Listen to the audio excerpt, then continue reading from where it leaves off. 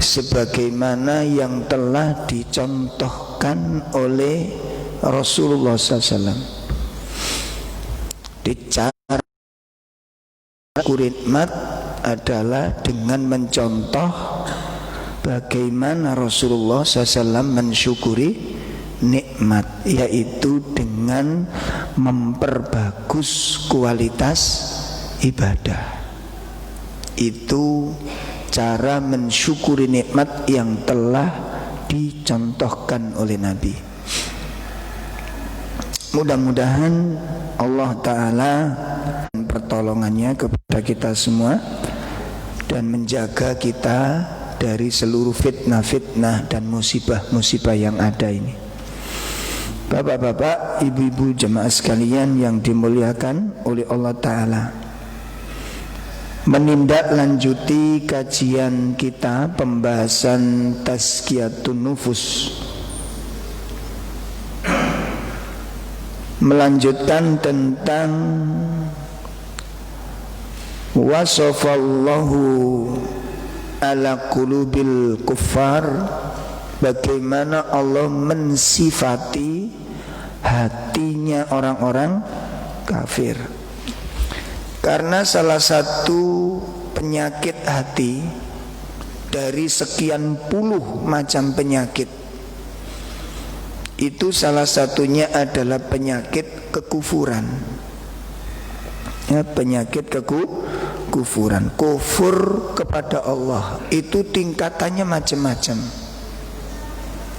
Ya, jadi kafir itu tingkatannya macam-macam. Jadi nggak setiap ada orang melakukan sebuah sifat perbuatan kafir dikatakan kafir keluar dari Islam, tidak. Seperti Allah mengatakan la in syakartum la azidannakum wa la in kafartum, jika kamu bersyukur kepada nikmatku maka aku akan nambah. Tapi kalau kamu kafir dengan nikmatku, Allah menggunakan kata-kata apa? Kafir. Nah, ini disebut kafir apa? Kafir nikmat. Lah ini tidak bisa dikatakan keluar dari keislaman. Makanya mengkafirkan orang itu harus ekstra hati-hati. Jelas ya? Jadi nggak setiap orang perbuatannya kafir gitu, perbuatannya kafir. Tapi belum tentu orang itu dikatakan sebagai kafir secara mutlak. Yang kemudian kalau kafir secara mutlak itu berarti keluar dari Islam. Banyak kalimat-kalimat kafir itu, seperti tidak berhukum dengan hukum Allah, niku kafir. Tapi dilihat dari sebatan, diteliti, dikaji. Jadi nggak sembarangan orang tidak berhukum dengan hukum Allah itu mesti dikatakan kafir secara mutlak. Contohnya begini, ada 3 orang muslimah, ya, muslimah tidak pakai jilbab. 3 orang sama-sama nggak pakai jilbab, dikatakan dosa-dosa. Cuma tingkat dosanya sama apa enggak? Tingkat dosanya sama apa enggak? Belum tentu. Dilihat dari apa? Faktor itu. Dilihat dulu dari faktor apa yang menyebabkan beliau-beliau ini tidak berkenan untuk menggunakan jilbab. Ada kalanya tidak tahu bahwa jilbab itu adalah wajib. Maka kalau tidak tahu harus diapain? Diberitahu, ya, dijelaskan bahwa itu adalah wajib. Ya, ada yang tahu kepingin melakukan tapi diancam oleh suaminya, kamu kalau pakai jilbab tak ganteni kan. Kasih kartu kuning atau kartu merah, pecat jadi istrinya. Dia belum siap dengan itu. Dia belum siap dengan itu. Padahal dia meyakini jilbab itu wajib dan dia ingin melakukan jilbab, tetapi dapat ancaman. Atau kerja di perusahaan orang-orang kafir, kan ada yang sebagian begitu. Gitu? Tidak boleh pakai jilbab. Kalau pakai jilbab dipecat dari perusahaan. Sementara dia seorang janda, punya anak 3, dan dia punya skill, nggak punya potensi untuk punya pengalaman. Harus bagaimana dia? Akhirnya dia lepaskan jilbabnya dan dia bekerja. Dia dosa, tetapi tidak disamakan dengan yang lain. Kecuali kalau jenengan mau menolong itu. Nah ya, sampai ini kong jilbab, ya benar gitu. Kecuali jenengan mau nolong, ya mas tak tolong mas, nah gitu. Sampean siap, bojo sampean ya siap. Ya, terus ada lagi yang nggak pakai jilbab dengan kalimat saya tidak percaya bahwa jilbab itu wajib, dan itu pun tidak boleh langsung dikatakan kafir walaupun dia nolak. Ditunjukkan dulu dalilnya. Ini loh perintahnya ini. Allah menyatakan wajib.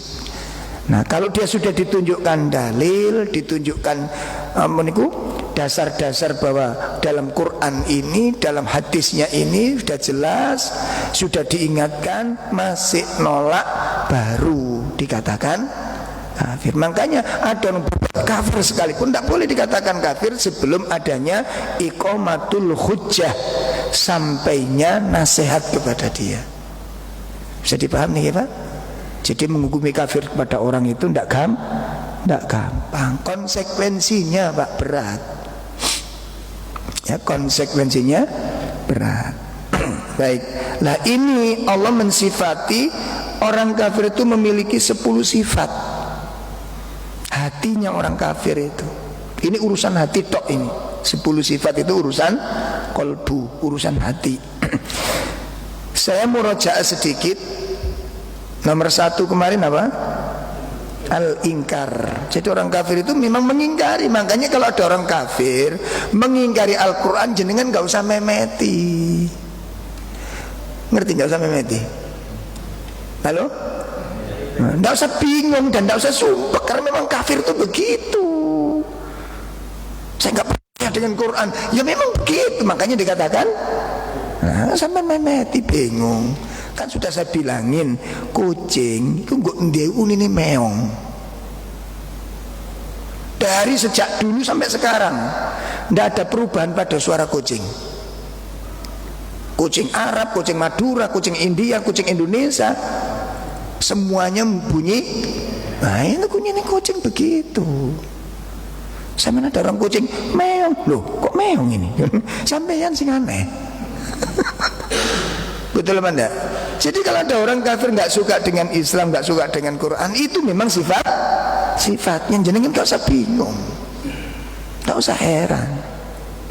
1. Yang kedua apa kemarin? Al-hamiyah. Apa hamiyah kemarin? Sombong. Nah, salah satu sifatnya orang kafir adalah menyombongkan diri, terutama kepada syariat.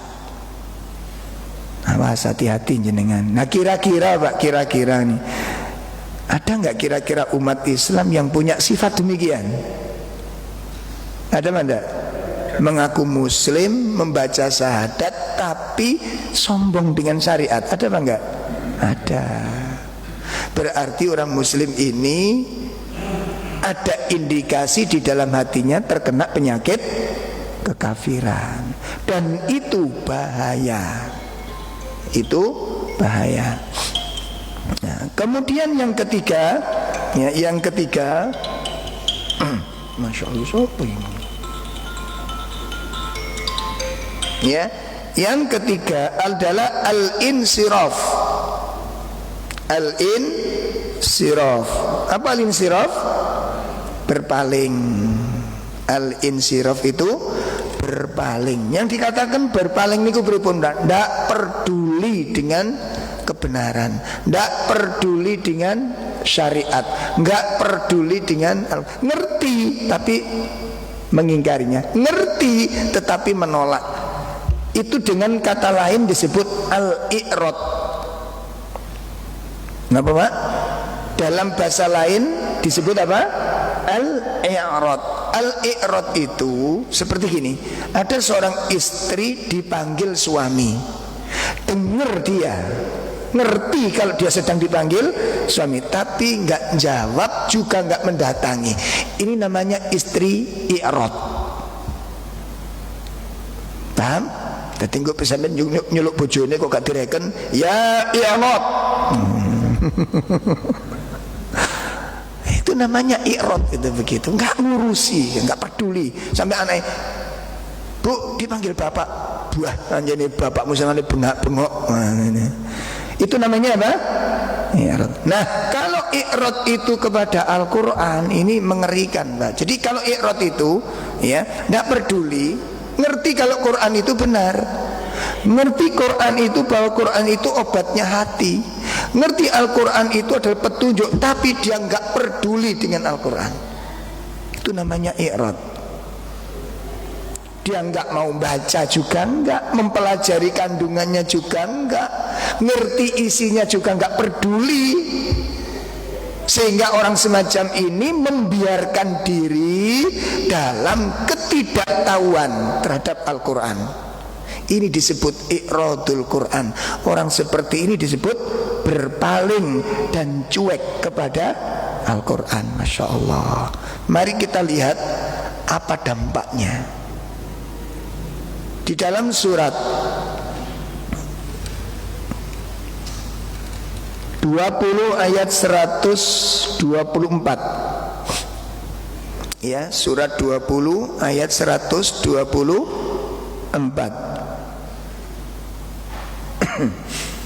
Allah Subhanahu wa taala menyebutkan, A'udzu billahi minasyaitonir rajim. Wa man a'rada an dzikri fa inna lahu ma'isyatan danka wa nahsyuruhu yaumal qiyamati a'ma. Nah, ada terjemah Pak Bambang, monggo. Surat 20 ayat 124. Dan barang siapa berpaling dari peringatanku, maka sungguh dia akan menjalani kehidupan yang sempit. Masya Allah. Dan kami akan mengumpulkannya pada kiamat dalam keadaan buta. La haula wala quwata illa billah. Niki lho Pak, Allah menginformasikan kepada kita dengan sebuah ancaman. Siapa yang diancam? Orang yang tidak peduli dengan Al-Quran ini. Coba bayangin. Coba kalau panjenengan punya rumah nggak diurusi gimana?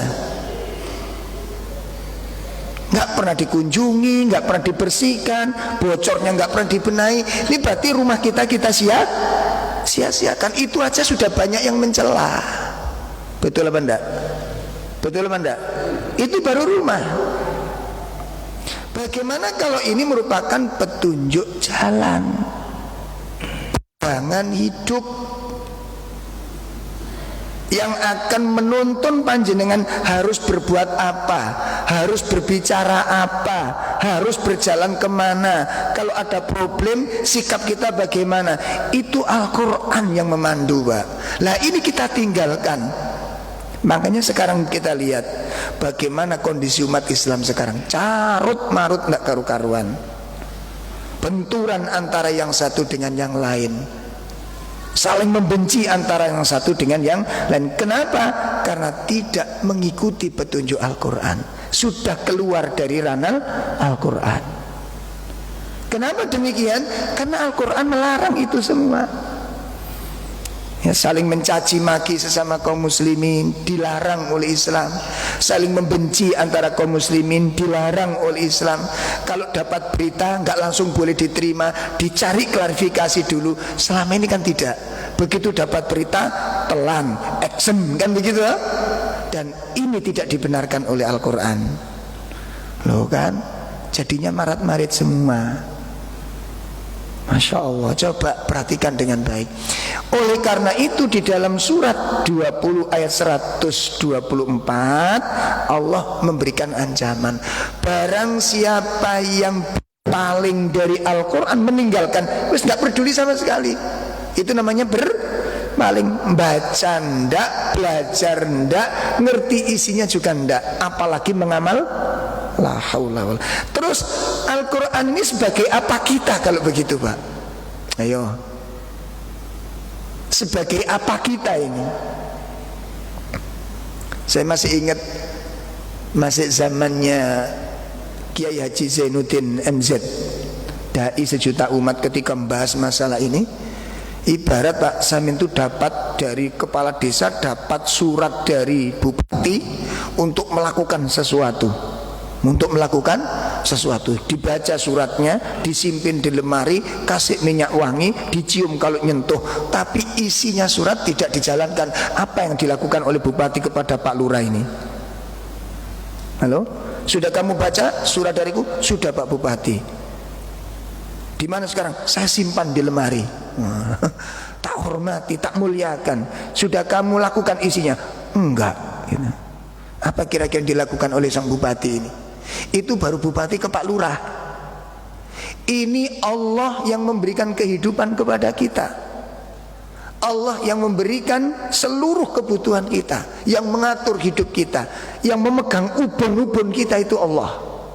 Mati tidaknya tergantung dari Allah, bukan kita yang menentukan. Itu memberikan surat kepada kita untuk dibaca, untuk dipelajari, untuk dijalankan. Ternyata kita geletak notok, kira-kira pripun? Halo? Atau jenengan punya putri dinikahi seorang laki-laki, nggih Pak, kula jaga Pak, kula tanggung jawab, tidak akan sia-siakan. Mari ngoten digeletak notok anake sampean. Jenengan sebagai orang tuanya bagaimana? Kamu sebagai seorang suami melakukan penggeletaan. Ya kamu sia-siakan siapa? Putriku, ya Allah, nggak bisa Pak ini Pak. Ini Al-Quran. Makanya kalau jenengan pasti Pak, makin ada acara pengajian, bapak-bapak, ibu-ibu mencintai Al-Quran, mesti jawabannya apa? Cinta, ngono Pak. Lah ini kadang-kadang keliru nih Ustadz. Nah, jadinya Ustadz ya juga manu. Halo? Ono keliru nih. Nah, iki ciri-ciri ahli surga. Lu baru ngomong cinta. Ibu bapak cinta Quran, cinta. Nah, iki ciri-ciri ahli surga. Belum, mestinya dilanjutkan. Kalau jenengan cinta Quran, mana buktinya? Dhisik. Sampean suka membacanya? Enggak. Nah kan? Jenengan suka mendengarkannya? Juga enggak. Jenengan sering komunikasi dengan Quran? Juga enggak. Terus mengatakan cinta dengan Quran itu bukti ini teko ngendi saiki? Bun, direnungkan macam-macam dulu masing-masing. Kita khawatir gitu loh. Karena Pak, Quran ada di rumah kita dan ini mulia Pak, ini Pak. Sangat mulia. Jelas ini ya? Masya Allah, ini makanya ayo dievaluasi pada diri kita. Makanya dulu termasuk kritik ya dan saran ya kepada bapak-bapak, barangkali nanti ada acara walimah atau temu manten, itu kan biasanya disisipkan bacaan Quran sangat bagus kalau disimak gitu loh. Lang saya ini pelaku Pak, saya pelaku. Berkali-kali saya mendatangi acara itu. Dulu ya, dulu. Saya durung patek ngerti. Ustaz, mangke nyuwun tolong bagian baca Quran nggih. Insyaallah datang saya. Begitu acara dimulai, mulai sambutan, mulai pembawa acara, baca Quran, ceramah sampai selesai, ora ono patek sing ngereken acara ngono kuwi Ibu. Mantene sibuk putu-putuan. Halo? Sing duwe gawe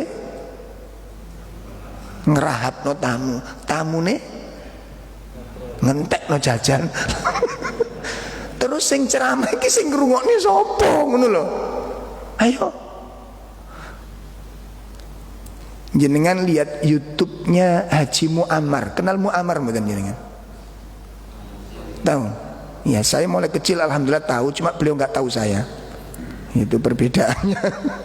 Itu salah satu YouTube-nya beliau ketika tilawah, kemudian panitia niku napa? Bagi-bagi napa niki? Jajan. Minta izin. marah besar lah, marah besar. Sampai lihat di YouTube-nya ada itu. Haji Muammar marah gitu loh. Nah saiki lho lengkap. Wong ngentut yang mlebu YouTube kok. Marah besar, kenapa? Ini firman Allah. Akhirnya saya coba perhatikan waktu itu. Ketika saya diundang, iya kok kamu ngereken ya. Belas nggak ada yang ngereken Pak. Akhirnya saya sekali waktu saya tolak. Ustaz, tanggal sekian kira-kira sebenarnya saya longgar, ada waktu saya. Cuma gak usah lah bos, langsung ditemokno nih lo manten podo dadi ini podo seneng gak mungkin gak ketemu aku. Kan acara termanten itu ya, biasanya kalau ada mantenan itu. Langsung ditemokno aja sudah, nggak usah pakai baca Quran. Ndak enak Ustaz, kayaknya cemplang, kayaknya apa? Cemplang. Jadi akhirnya apa Pak? Jadi Quran ini statusnya buat apa? Nah yo, cek pantas. Pun pertanyaannya, kalau memang benar seperti itu kita memposisikan Quran, sementara ketika Quran datang dibacakan di sana, sing manten yo ora rungok nih, sing duwe omah yo ora ngrungok nih, sing diundang yo ora ngrungok nih, kira-kira Pak, niki memuliakan atau merendahkan Al-Quran? Jawabannya piye? Sampai ngomong gak direken, ini piye kira-kira?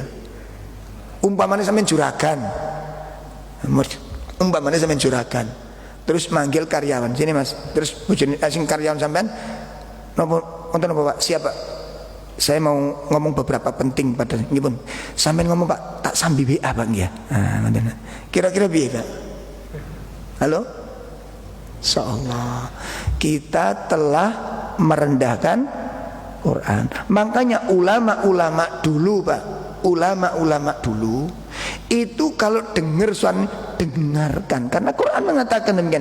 Wa idza quri'al Qur'anu fastami'u lahu wa ansitu la'allakum turhamun. Wonten gene surat Al-A'raf. Ya, kita buka dulu sebelum kita bahas ancamannya. Surat 7 ayat 100 berapa? Ya. Surat 7 ya, kita buka surat 7 ayat 204. Ya, surat 7 ayat berapa? 204. Peringatan dari Allah adab mendengarkan Al-Quran, adab ketika Al-Quran dibacakan. Allah Subhanahu wa ta'ala berfirman, A'udzu billahi minasy syaithanir rajim. Wa idza quri'al Qur'anu fastami'u lahu wa ansitu la'allakum turhamun. Ya. Dan apabila dibacakan Al-Quran, maka dengarkanlah dan diamlah. Masya Allah. Ini peringatan saking dinten Allah yang ingatkan. Tuh, coba perhatikan Bun ya. Nah kalau kemudian ini perintah dari Allah, bukan dari ustadz, bukan dari kiai, bukan ulama, Allah langsung mengingatkan panjenengan dengan saya. Apabila Al-Quran dibacakan kepadamu, maka satu, apa wasiat dari Allah? Fastami'u, dengarkan Quran itu. Yang kedua apa? Diem. Dalam arti apa? Menyimak, bukan ngantuk. Itu termasuk ngaji. Ini tidak ada di dalam kitabnya para ulama. Cuma itu diajarkan. Nek ngaji ngantuk, iku nek sampean nulis Pak, kasih to nulis Pak, gambar Pak. Seret. Ya, dan tidak mungkin ilmu itu bisa menyentuh hati. Makanya berkali-kali kita datangkan kajian, ngundang pengajian, kok nggak berubah-berubah sifatnya. Kan sekarang kita keliru manetnya, keliru mindsetnya, keliru. Coba jenengan saya tanya, kalau ngadakan pengajian standar, jenengan mengadakan pengajian dikatakan pengajian tadi saya berhasil, sukses, itu standarnya apa Pak? Nih saya, iki mumpung durung keliru kabeh kok. Standar sampean mengadakan acara jenengan sukses itu standarnya apa? Nih saya takon sih ayo. Sing teko akeh. Engko mekak metu. Soale guyu terus ngono akhirnya. Jadi kan ancaman belas akhirnya. Ya boleh sekali waktu boleh, tidak masalah. Cuma bukan terus begitu. Dikasih ancaman orang yang nggak sholat seperti ini, yang ingkar seperti ini. Jadi serius, bukan neraka ditertawakan, ancaman ditertawakan gitu. Ini standar kesuksesan. Sama dengan jenengan berobat itu. Yang dikatakan jenengan berobat sukses itu standarnya apa? Katanya, ayo sembuh, ada perubahan. Jenengan pernah sakit mencret betul? Pernah ya? Iya, kelihatan dari wajahnya. Nek jenengan sakit mencret itu kan biasanya kalau mau kentut nggak berani, Pak. Lho gimana? Ayo ngentut nek Pak. Lho makhluk metu kabeh. Karena kita tahu keluar semua ini nanti nggak berani kita kentut. Akhirnya begitu mau kentut lari ke kamar mandi. Gimana? Nah setelah minum obat kan belum tahu pengaruhnya. Begitu setelah minum obat jarak setengah jam, jenengan mau kentut, berani kentut di situ? Nggak berani. Kita lari ke kamar mandi dulu. Begitu kita kentut, kita keluarkan kentut kita, ternyata keluar angin. Baru jenengan mikir, oh berarti obat yang saya minum tadi dalam ono pengaruhe berhasil. Jadi yang dikatakan berhasil sukses di dalam sebuah acara itu adanya sebuah target, agenda. Jenengan kalau mengadakan acara agendanya apa? Targetnya apa? Kalau enggak kan berarti kayak tulinan, Mbak. Halo? Sama dengan menyekolahkan anak nih loh, Pak. Standar mengatakan alhamdulillah aku berhasil anakku sekolah lagi. Standarnya apa coba? Kan gak bendino mlebu sukses jajane doyan lemu kan. Halo? Halo? Ditakoni dipelajari apa nak? Mbah. Gak nulis. Nulis. Lah kamu gak nulis? Gak iso. Diajari matematik. Iya, iso ngitung. Enggak, lemune gak kandangannya. Jajane lancar. Rutin sekolahnya. Apa itu dikatakan sukses? Standar kesuksesan itu adanya sebuah perubahan lebih baik. Ngaji niki nggih ngoten. Alhamdulillah Mas saiki sing ngaji akeh sing teko, dudu iku standare. Standar kesuksesan kita ngaji ini adalah napa Pak? Adanya sebuah perubahan pada karakter kula mbek sampean. Sing biasa rasan-rasan mulai berubah tambah nemen.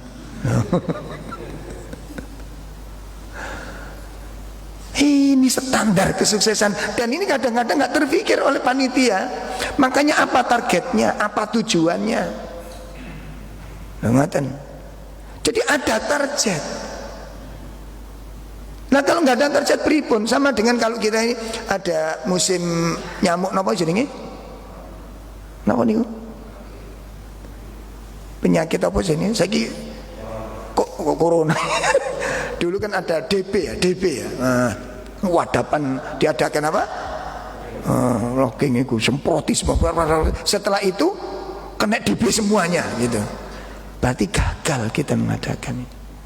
Perhatikan, ini harus dibenahi pola pikirnya teniki Pak. Cek gak bangga, tapi yang dibanggakan ndak ono. Dan nanti yang paling mengerikan apa? Kita saat kembali kepada Allah kecewa dengan kekecewaan yang luar biasa. Kenapa? Kebanggaan kita diingkari oleh Allah. Jelas ya? Nah ini cara. Nah sekarang dampaknya ketika Al-Quran itu ditinggalkan, dan itu sifat orang-orang kafir, al-insiraf atau al-i'rad, apa efeknya? Pertama, Allah memberikan ancaman barang siapa yang berpaling daripada Al-Quran. Allah katakan fa inna lahu ma'isyatan dongka. Allah akan berikan hati yang sempit, kesempitan hati. Dan itu kesengsaraan hidup Pak.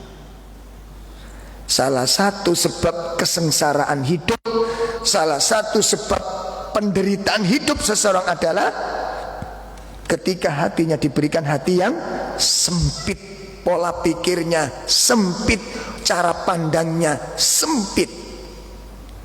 Nah, ini siksaan hidup. Makanya orang yang pola pikirnya sempit, cara pandangnya sempit, cakrawalannya sempit, pengalamannya sempit, hatinya sempit, indikasinya apa? Satu sifat. Satu, mudah salah paham. Gampang salah paham. Kenapa? Pola pikirnya sempit. Yang kedua apa? Gampang tersinggung. Niki Pak, gampang salah paham, gampang tersinggung. Yang ketiga apa? Gampang marah. Satu paket toh? Lho nggih mboten? Wis sampean dolek nggo endi ae. Biasane wong sing ngene ku ono Pak, selalu ono ngoten. Nggo RT, nggo mesti ono sing koyo ngono kuwi. Terus yang keempat apa? Ngeyelan. Sulit menerima saran. Makanya kalau ada orang seperti ini di masyarakat kita, engkau ngelakoni salah, pasti royoan mundur singiling nih. Sampai niling no, sampai anai. Engkau aku singiling no, apa? Salah paham, mesti tukaran. Wingi wa iku ngeterno dilabrak nang omahe. Dan memang dilabrak, lambiku tak eman. Terjadi apa enggak ini di masyarakat? Terjadi apa enggak? Terjadi. Dan orang sulit bergaul dengan orang semacam ini. Diajak ngomong sulit nyambung. Loh ngono. Sempit pola pikirnya. Saya nggak bisa bayangkan Kak, kalau jenengan punya istri model begini. Setruk sampean Pak. Dijak ngomong keliru pendapate, dijelasno gak iso nrimo. Sampeyan kira-kira piye ngeten iki? Kate diculno iku ayu. Makanya wong lanang-lanang kadang-kadang niku dilema, Pak, duwe bojo ayu tapi on ngono lho. Dijak ngomong gak nyambung, dijelasno ngeyel, dilingno salah paham. Coba, kan orang cerdas itu gak mesti jelek, kadang-kadang ono sing ayu ngoten lho. Tapi kondisi ini kayak gini kan jadi kan dilema napa mboten? Dilema, dipegat iku eman. Ndolek ayu ning ngene maneh rada angel. Ya ono tapi durung mesti gelem ambek sampean ngono lho. Ya gak dipegat iku koyo ngene ngenesno ati, mangan ati. Saya gak bisa bayangkan penderitaan hidup itu bagi dia. Penderitaan hidup. Ya Allah. Makanya rapat sarapat, musyawarah sak musyawarah gak ono enak yeyel tok. Itu bukan kecerdasan, sempitnya pola pikir. Karena gak bisa menerima pendapat orang lain. Harus pendapatnya yang dia, Masya Allah. Salah sedikit interupsi. Makanya sekarang banyak keluarga ILC itu. Ya. Apa keluarga ILC? Keluarga yang panen debat. Saya nggak bisa bayangin kayak begini ini. Ya Allah, hati-hati Pak ya, hati-hati. Ini yang pertama. Allah sempitkan hatinya, Allah sempitkan wacananya, dan itu merupakan siksaan hidup. Ya, jadi orang itu saklek, ujung-ujungnya pada puncaknya keras kepala, sulit menerima nasihat. Nah ini dampak yang di dunia. Di akhirat kata para sahabat, makna ma'isyatan dongka ini adalah kesempitan di alam kuburnya. Jadi ada dua pengertian. Yang dimaksud ma'isyatan dongka itu kesempitan hati dan juga kesempitan di alam kuburnya. Nanti bisa dilihat dalam tafsir Ibnu Katsir, bisa tafsir Taisirul Karim Ar-Rahman oleh Nasir As-Sa'di, boleh silakan dilihat. Itu makna dari para ulama-ulama ahli tafsir. Kalau itu dilakukan oleh orang-orang yang meninggalkan Al-Quran, disempitkan hatinya dan juga disempitkan alam kuburnya.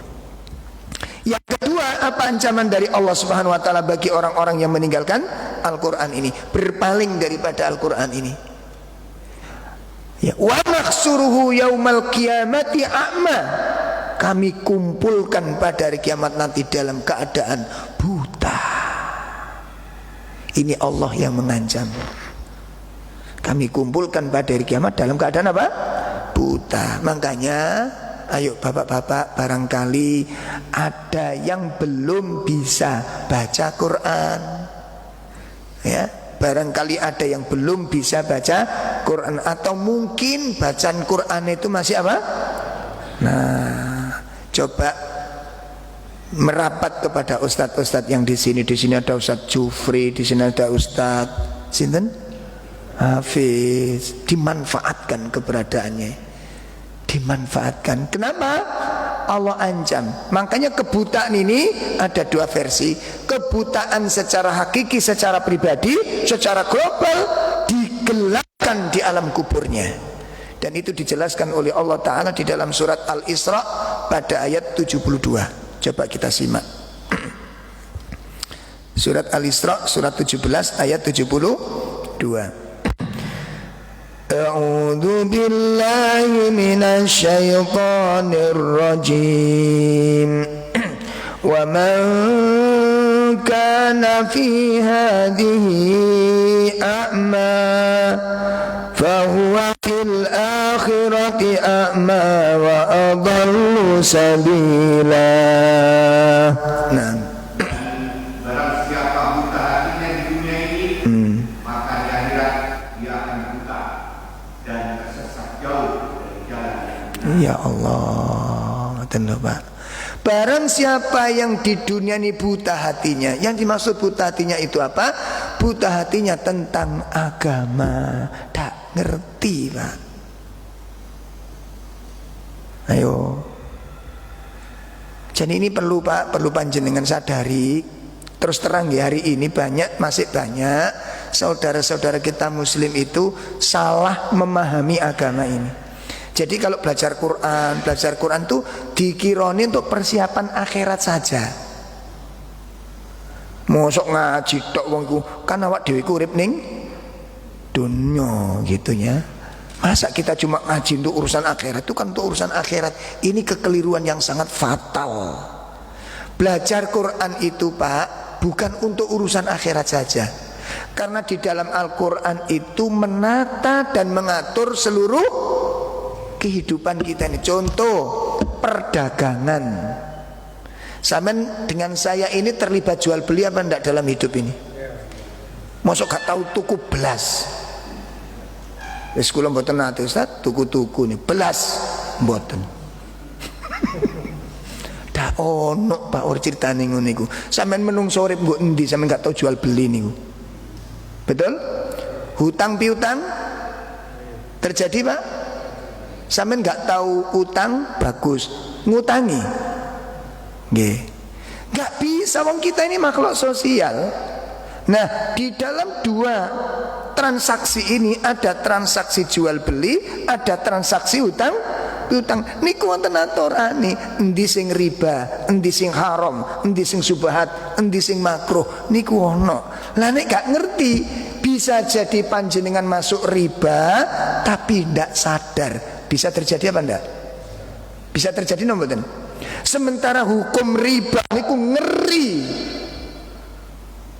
Kalau tanggot nek di RT sampean ono pelaku riba. Pelaku riba. Mungkin rentenir nganakne duit. Nah, terus di situ juga ada pelacur terang-terangan ditulisi siapa yang membutuhkan servis biologis. Jadi nanti mungkin tahun depan PSK ini naik pangkat Pak. PB apa ini? Pelayanan jasa biologis. Nah, Apa singkatannya? PJB. Nek saiki PSK. PSK niku napa? Napa PSK? Napa? Pekerja seks. Loh, ono pekerjae Pak saiki. Kalau dulu kan WTS, wanita tuna hancur sudah, jatuh kehormatannya. Sekarang naik pangkat jadi PSK, ngoten. Makanya kalau tanya temannya, saiki nang awakmu ngantor, ngono jawabnya Pak. Karena pekerja. Lah nanti bulan tahun depan mungkin bisa naik pangkat lagi menjadi PJB, pelayanan jasa. Masya Allah. Bagi suami-suami yang apa? Kesepian. Ya. Coba kalau di daerah kita, di RT kita itu ada dua. Satu pelaku riba, satu pelaku pelacuran. Yang dipandang rendah oleh masyarakat yang mana? Ayo. Yang dipandang hina oleh masyarakat yang mana? Padahal dosa pelaku riba sangat amat jauh lebih tinggi daripada pelacuran. Wonten ngene tafsir, tentu ngene kitab Nailul Autor, fikih Nailul Autor, cari jenengan masalah riba ini, dijelaskan di sana 1% riba itu lebih berat daripada hasil 60 pelacur. Ayo pertahanan. Riba, satu pelaku riba itu lebih berat daripada 60 pelacur. Ditambah lagi apa? Dosa riba lebih berat daripada berzina dengan ibu kandungnya sendiri. Sementara kula mbek sampean enggak ngerti apa itu. Masya Allah. Suami istri terjadi percekcokan? Bisa terjadi? Jenengan dengan istri pernah cekcok? Enggak pernah. Masya Allah. Nabi kalah Pak. Terjadi percekcokan. Ngerti enggak kata-kata yang tidak diperbolehkan? Kata-kata kalau diucapkan suami bisa menjatuhkan talak. Lah nek gak ngerti, bisa jadi berkali-kali sudah mentalak istrinya, tapi dia tidak menyadari. Ini manfaatnya ilmu ini. Bisa dipahami nggih? Nah, oleh karena itu mari kita tingkatkan. Ini ancaman yang kedua. Barang siapa meninggalkan Al-Quran, maka ketika dia kembali ke akhirat, kembali kepada Allah, dia akan dibutakan oleh Allah, disesatkan oleh Allah dari jalan yang lurus. Masya Allah. Yang ketiga, apa pengaruhnya? Kalau orang itu i'rad kepada Al-Quran, syaitan akan menguasainya dan setan akan menjadi teman karibnya. Dampak buruk yang ketiga ketika kita meninggalkan Al-Quran. Kita lihat surat Az-Zukhruf, surat 43 ayat 36. Surat 43 ayat 36. 36-37 ya.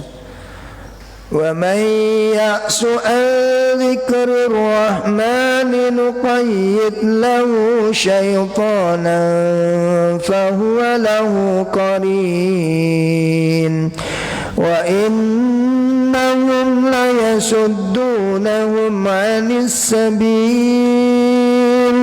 la yasuddunahum 'anis sabil wa yahsabuna annahum muhtadun. Nah, dan barang siapa berpaling dari pengajaran Allah yang Maha Pengasih, yaitu Al-Quran, kami biarkan setan menyesatkannya dan menjadi teman karibnya. Masya Allah. Dan sungguh mereka, setan-setan itu, benar-benar menghalang-halangi mereka dari jalan yang benar. Dan mereka menyangka bahwa mereka mendapatkan petunjuk. Masya Allah. Ini yang lebih ngeri lagi Pak ini. Allah beritahukan kepada kita, barang siapa yang berpaling dari Al-Quran, satu di dalam ayat ini, Allah akan menguasainya.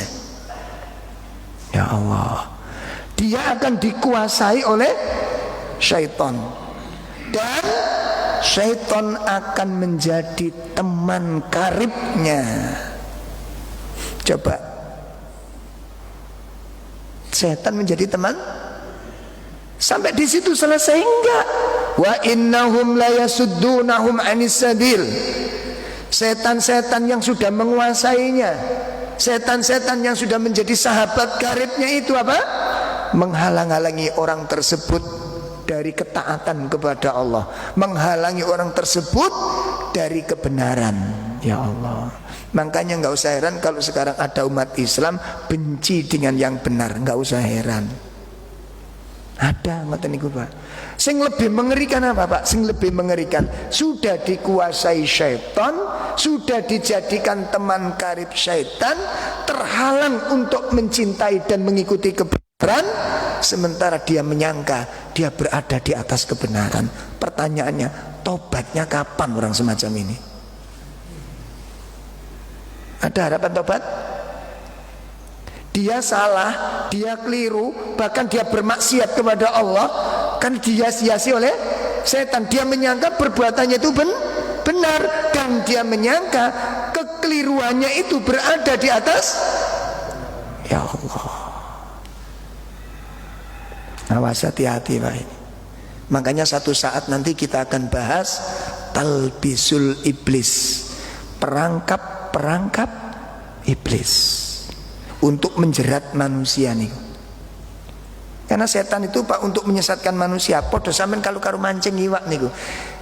Jenengan mancing tikus, jenengan mancing iwak, itu biasanya sing dikekno sing napa? Halo? Sing disenengi. Dari situ nanti orang salah itu enggak sadar. Dari situ orang terpeleset tidak mengerti. Dari situ orang terjerumus tidak memahaminya. Sehingga ketika dia di dalam keterjerumusannya, dia menyangka berada di atas kebenaran. Ya Allah, ini cantiknya setan ini. Dan setan itu Pak, telatennya luar biasa. Loh ngaten. Jadi untuk menyesatkan manusia itu bertahap. Makanya jenengan gak usah apa ya istilahnya munafik lah. Seperti Allah melarang memandang, tundukkan pandangan. Aku ngajiru niku seneng, didik gak oleh lho, gak seneng aku.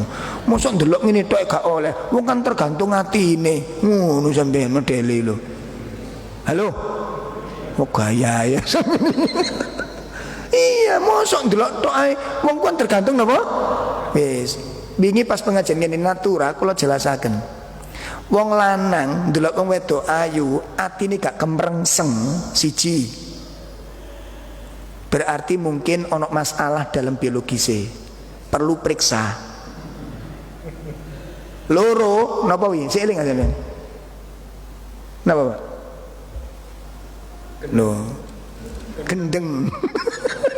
Pedot kabele. Ngaten.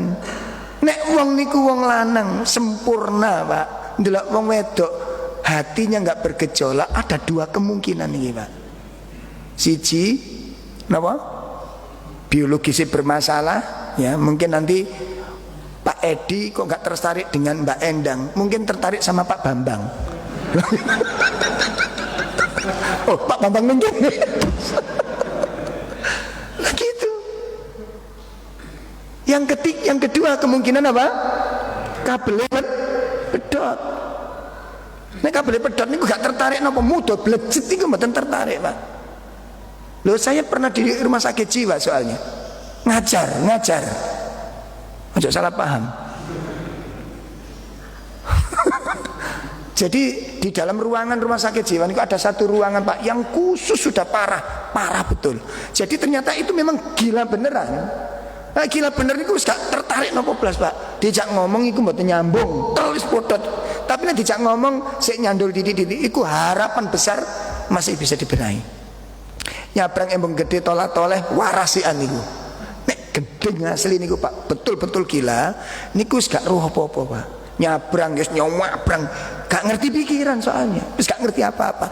Tengok-tengok ndelok wong wedok mblajet masih mbok towok-towok nang ngeten medongkrong gitu ya. Ditawak-tawak, gak akan tertarik dia. Makanya kalau orang gila laki-laki perempuan kumpul jadi satu, podo mudone aman, Mbak. Nek kumpul sampean bahaya. Saya itu kaget ketika dimandikan, kan sore siang itu dimandikan, nanti digiring, Pak. Jadi pagi ngoten niku biasanya jam 6 dikeluarkan, diruante semua mudo kabeh, Pak. Jadi persis kandang di dalam niku. Saya tuh nangis, ya Allah.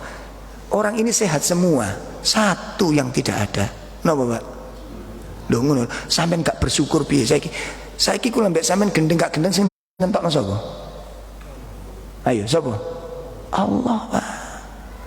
Dicukup mek situk niku anggota di dalam fasilitas hidupnya ini. Akal sehat, jantung sehat, ginjal sehat, situk sing gak diambil oleh Allah. Akal dan hatinya sudah diambil. Wis gak oleh undangan, urip di RT gak mungkin diundang orang musyawarah, Pak. Sampeyan tahu ngundang wong gendeng rapat? Nek RT ini ngundang wong gendeng rapat, RT ini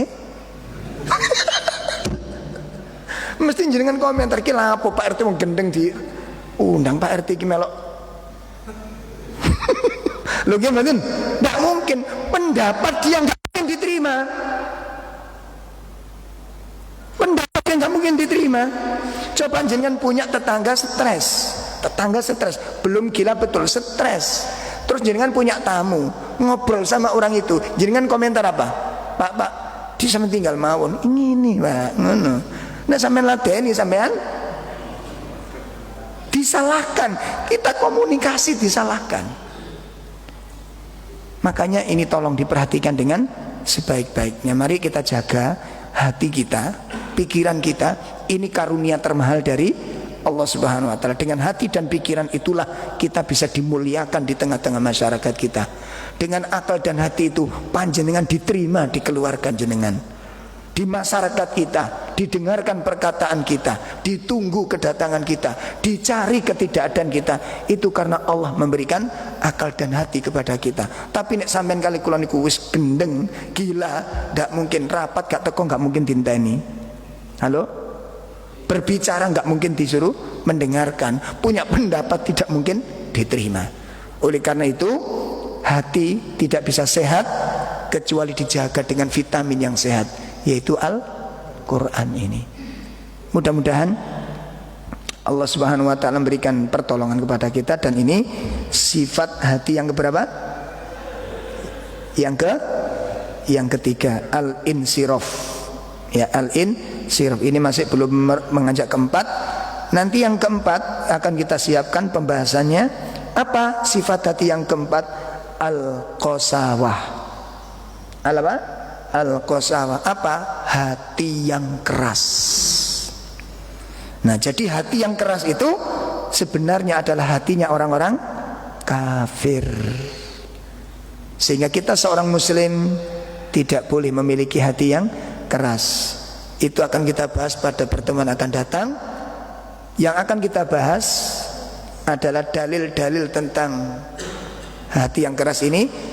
Kemudian yang kedua apa? Sebab-sebab kekerasan hati. Dan yang ketiga, apa obatnya hati yang keras. Insya Allah akan kita bahas pada pertemuan yang akan datang, insya Allah. Kurang lebih mohon maaf. Ada pertanyaan? Oh, ada ibu-ibu.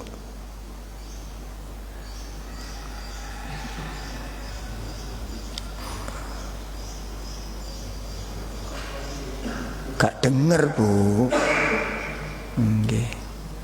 Ditulis saja nih, Bu. Lain kali yang mau ditulis saja ya. Nah, silakan. Assalamualaikum. Nah.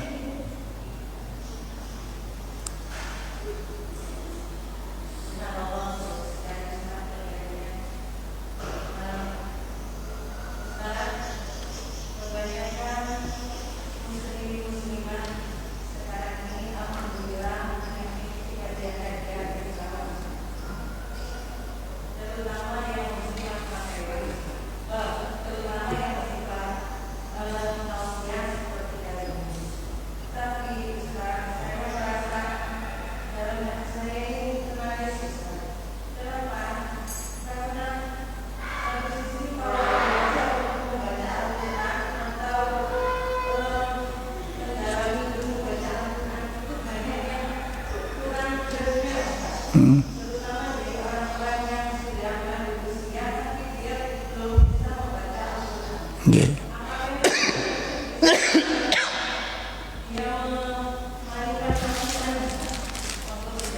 Nggih. Alhamdulillah, mudah-mudahan ini membawa keberkahan buat kita semuanya.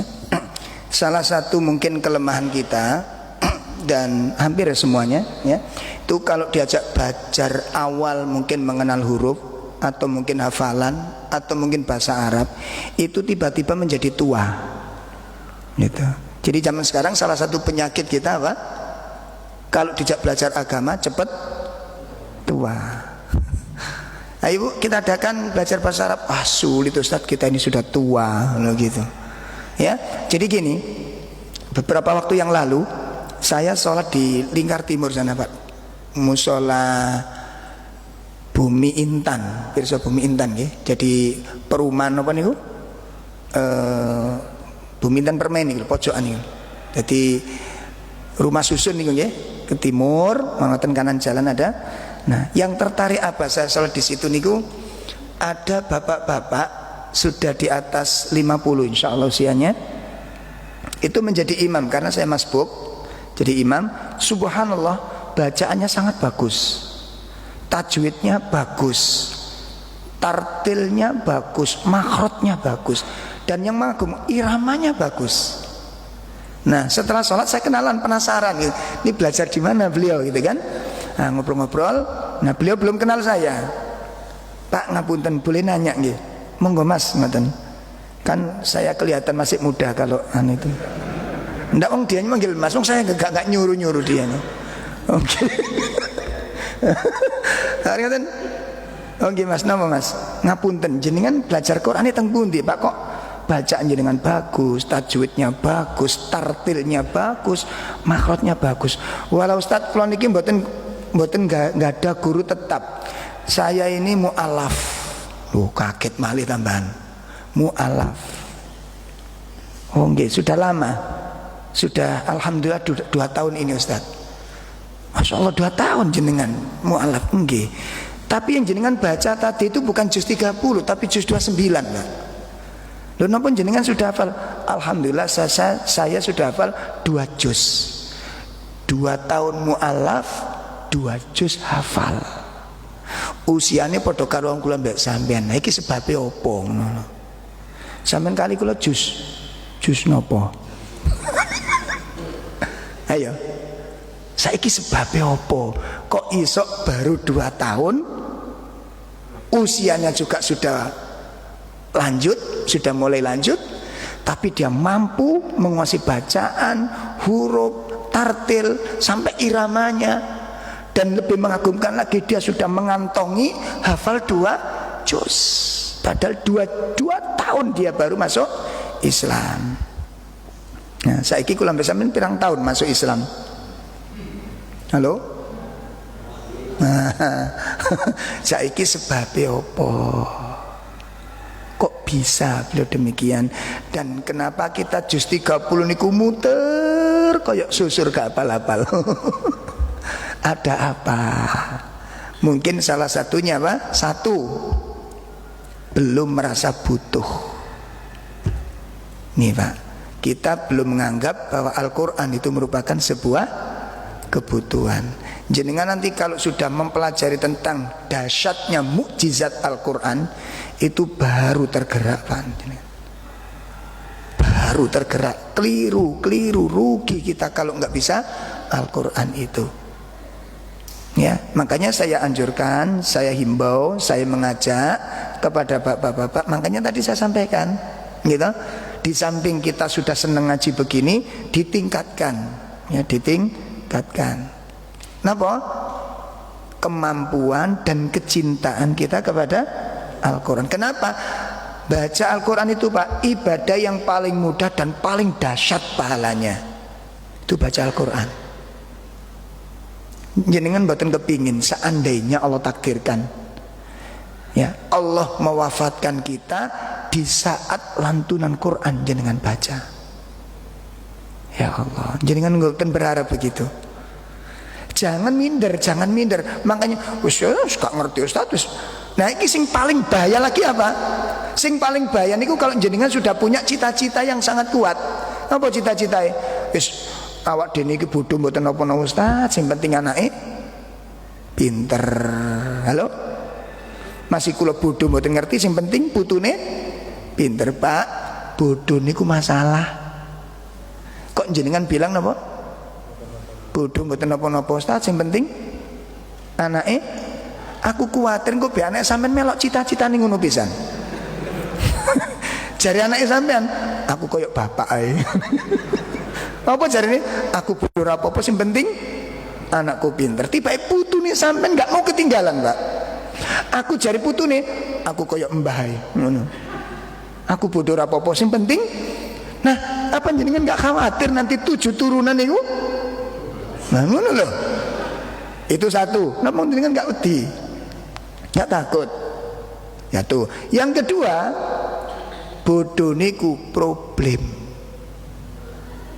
Pak, jenengan kalau punya istri cantik tapi bodoh, sampean seneng napa mboten? Halo.